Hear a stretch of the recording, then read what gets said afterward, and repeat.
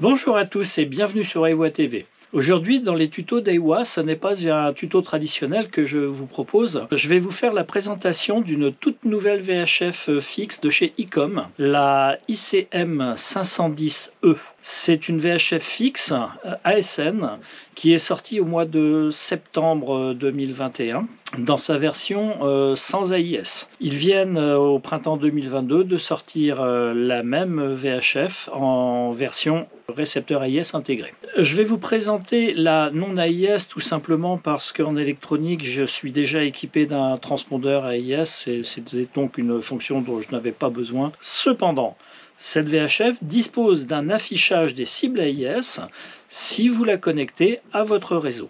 Ceci étant dit, elle a une autre caractéristique importante, c'est une VHF télécommandable avec votre smartphone ou une tablette Android ou iOS. On peut en connecter jusqu'à 3. Ça va nous permettre donc d'avoir l'équivalent de 3 micros plus le micro intégré. Donc on peut avoir 4 micros pour utiliser cette VHF. Les tablettes ou smartphones qui seront connectés sur la VHF peuvent également communiquer en intercom. On peut appeler la VHF depuis le pont, on peut appeler avec son téléphone à la VHF fixe. Voilà. Présentation faite, on va aller tout de suite regarder l'objet en lui-même et je vous montrerai comment elle fonctionne.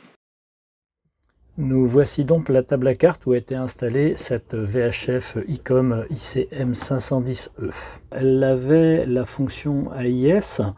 Moi, j'en avais pas besoin parce que ici, j'ai déjà de l'AIS disponible, donc je n'avais pas besoin de l'avoir ici. Cette VHF a une esthétique assez agréable. On est dans un format beaucoup plus carré, type 16/9, ce qui change un petit peu de l'habituel. Elle est, comme vous le voyez là, encastrable et elle est très très compacte.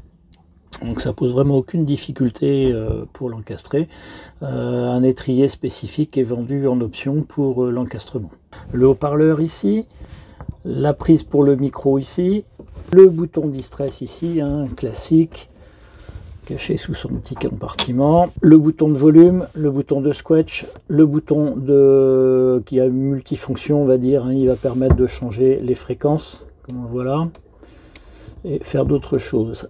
Un bouton display qui va permettre de sélectionner un type d'affichage, le bouton de correction et de retour au canal 16, le bouton pour annuler une fonction qu'on aurait déclenchée, l'accès au menu, à tous les menus de réglage de la VHF et de fonctionnement. Là, l'étoile avec le bouton entrée, classique, se déplacer à droite, se déplacer à gauche, en haut, en bas. Alors le haut, le bas, ça sert également à changer les canaux. Canal 16, 17, etc. En haut de l'affichage, on peut y voir ici la puissance. On peut y voir le format de paramétrage. Là, on est réglé en mode international. Ici, les satellites, donc c'est pour montrer que le GPS fonctionne parfaitement bien. Et là, l'icône de Wi-Fi pour montrer que la VHF est bien connectée au Wi-Fi. Le GPS, il est intégré. L'antenne est intégrée également, mais il y a une fiche derrière qui permet de connecter en option une antenne extérieure. L'écran est couleur, il fait 3 pouces et quelques. Très visible, vous voyez, même quand on prend de l'angle, on le lit très très bien. On n'est pas du tout embêté par la lecture de cet écran qui marche vraiment, qui est vraiment très très efficace. Sur les informations qui sont là, donc sur l'écran, on voit une petite étoile au-dessus de 16, c'est pour marquer les canaux que l'on souhaite avoir en favori. On a en bas, ici, des menus qui correspondent aux boutons qui sont en dessous. On peut déplacer, voir les autres menus. Donc là, le scan, le dual watch, c'est un dual scan également, et le bouton channel, celui-là, je n'ai pas compris à quoi il servait. Le scan va nous permettre de scanner, comme je le disais, que les fréquences mises en mémoire. Là, on va le laisser. Ouais. Voilà, on voit bien, c'est toujours les mêmes qui défilent. On l'arrête, on revient sur le canal 16. Ici. Alors, ici, on a une touche waypoint, une touche navigation, une touche homme à la mer, man overboard, et une touche surveillance d'ancrage. Ça, c'est des petites fonctions intéressantes. Mob, alors ça, c'est un peu intéressant. Ça permet de déclencher, enregistrer le positionnement d'un homme à la mer. Donc il va être là, le bateau va se déplacer, on saura toujours à l'écran où est-ce qu'il se trouve. Désactive Ariosher, oui, j'en suis sûr. Hop. Encore, c'est surveillance de la zone d'ancrage. Donc là, on considère que le bateau a jeté l'ancre ici et qu'il y a un cercle de sécurité autour qui doit être paramétrable. Sauf qu'on est voilà, qui doit être paramétrable. Et donc, quand vous sortez du cercle, une alarme retentira. Pour ça, évidemment, il faut laisser la VHF allumée. Qu'est-ce qu'on a là? On a là le réglage de la puissance d'émission-réception. ILO, 25 watts ou 1 watt, comme on peut le voir là-haut, 1 watt, 25 watts. Ici, l'Aquacake, alors l'Aquacake, ça permet de mettre un son extrêmement puissant au niveau du haut-parleur extérieur qui est là, pour le purger de gouttes d'eau qu'il aurait reçues ou d'eau de pluie qui lui serait tombée dessus quand la VHF est installée à l'extérieur. Voilà, je ne vais pas appuyer dessus parce que ça fait un boucan d'enfer. Et enfin, le bouton de favori, hein, pour mettre ou enlever ou mettre en favori. Vous voyez, si j'appuie dessus, l'étoile apparaît ou disparaît. Je vais le laisser en favori. Alors, concernant les favoris, puisqu'on y est, il faut savoir une chose, c'est que les favoris ne sont pas sélectionnables à la VHF. C'est-à-dire que vous n'avez pas de bouton qui vous permet, par exemple, de passer du 16 au 9 ou au favori suivant. Cependant, c'est accessible par le micro. C'est-à-dire que quand on va balayer les fréquences ici, vous allez voir à l'écran là-bas, on va balayer que les favoris. Donc voilà, on va passer du 16 au 9, puis au 8, 6, 80, 77 et 72, qui sont les fréquences que j'ai mis en favori. Je vous disais tout à l'heure qu'on a également un signal de Wi-Fi ici. Ça veut dire que vous allez pouvoir connecter votre téléphone à la VHF pour vous en servir comme micro ou comme interphone. La VHF peut se connecter à votre routeur Wi-Fi si vous en avez un à bord. Donc à ce moment-là, la VHF devient un client de votre réseau. L'intérêt avec cette configuration-là, c'est que votre smartphone il peut continuer à être sur Internet. Ça évite de changer de réseau Wi-Fi comme on serait obligé de le faire si on voulait utiliser le Wi-Fi intégré. Mais c'est une très bonne idée de l'avoir fait. À droite ici de ma VHF, c'est un interrupteur que j'ai moi-même positionné. Puisqu'à l'arrière, on a en connectique, on a une sortie haut-parleur extérieur. J'ai la chance d'avoir un haut-parleur extérieur dans le cockpit, mais comme je veux me laisser la possibilité d'écouter ma VHF tranquillement à la table à cartes sans sonoriser tout le port, voilà, j'ai un interrupteur on-off. Là, il est éteint. Là, le haut-parleur extérieur est allumé. Là, je l'ai éteint. Ça, c'est un bricolage supplémentaire, mais c'est faisable.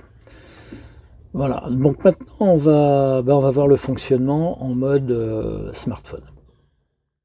Nous avons connecté un smartphone à la VHF. Ça se voit parce que ici on a un petit icône, un petit rectangle avec marqué 1.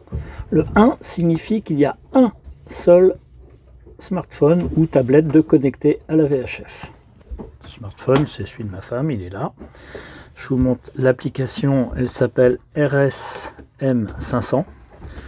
Téléchargeable donc sur Android et sur Google. Et je l'ai lancée, voilà comment elle se présente.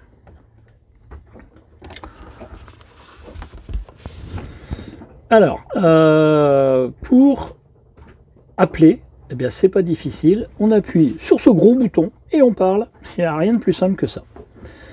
On peut changer les fréquences. Il suffit de les sélectionner ici. Hop, on a la liste, on va aller sur le canal 9 par exemple, et vous voyez, si je sélectionne le canal ici, je vais prendre le 9 à la VHF, ça bascule sur le 9. Ici, je vais reprendre le canal, n'importe, on va prendre le 16, hop, canal 16, et ça bascule sur le 16. Fonction. Ici, on a une touche de fonction qui permet d'accéder à des réglages de la VHF, notamment le squash, le scan et le dual watch. Donc ça, je peux lancer un scan. Et là, il scanne bien les favoris. Voilà, et on les voit défiler en simultané sur la VHF. On s'en fiche, le squelch, le squelch il est là, il est réglable ici. Hein, donc vous interagissez sur le squelch avec ce curseur. Voilà. Alors, on a également la possibilité de régler la puissance, donc high-low, hein, donc là 25 watts ou 1 watt. Voilà, donc ça bascule, hein, toujours là-bas. Hein. Les favoris, que dire d'autre? L'intercom, ce que je disais tout à l'heure. On passe en mode intercom et là, bon, pour l'instant, il y a, puisque mon téléphone j'utilise pour filmer, il n'y a que la ICM 510 d'accessible depuis ce téléphone. Je le sélectionne. Lui, il me dit qu'il y a, que je peux faire de l'intercom. Avec le micro, je peux appeler push PTT to call. Voilà, c'est ça, je peux appeler la... Est-ce que tu m'entends là? Alors, je monte un peu le son. On n'a rien entendu. Voilà, je vais recommencer. Donc là, je vais parler dans le micro et vous allez écouter là-bas. Est-ce que tu m'entends là? Est-ce que tu m'entends là? Voilà, donc ça fonctionne. Et inversement, là par contre, je vais monter le son parce que je l'avais coupé. Volume. Là, je suis en intercom, simple. Je peux l'appeler. Est-ce que tu m'entends là? Est-ce que ça marche là?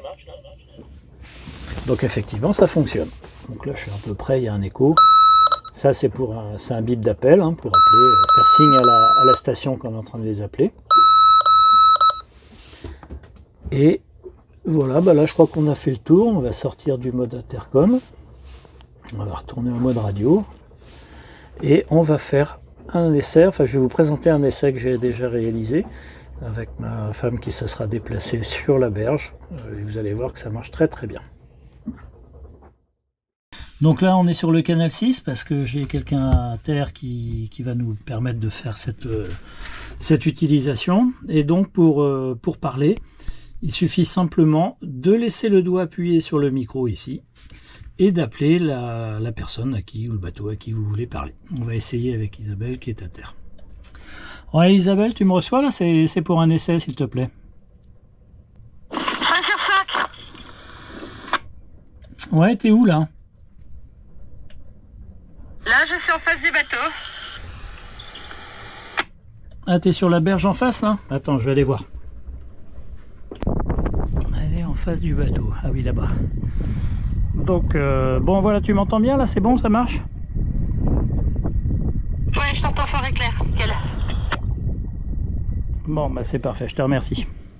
Donc là, je vais la rappeler. Ouais, dis-moi Isabelle, c'est encore pour un dernier essai s'il te plaît. Oui, j'écoute. Oui, j'écoute. Ouais, je voulais que tu me racontes 2-3 choses, là, quel temps il fait là-bas sur la berge. Écoute, sur la berge, il fait beau, il y a des promeneurs, donc on entend les oiseaux qui chantent. Donc, tout va bien, c'est bien agréable. C'est le printemps. Eh ben c'est parfait. Je te remercie beaucoup pour ta collaboration à cette petite vidéo.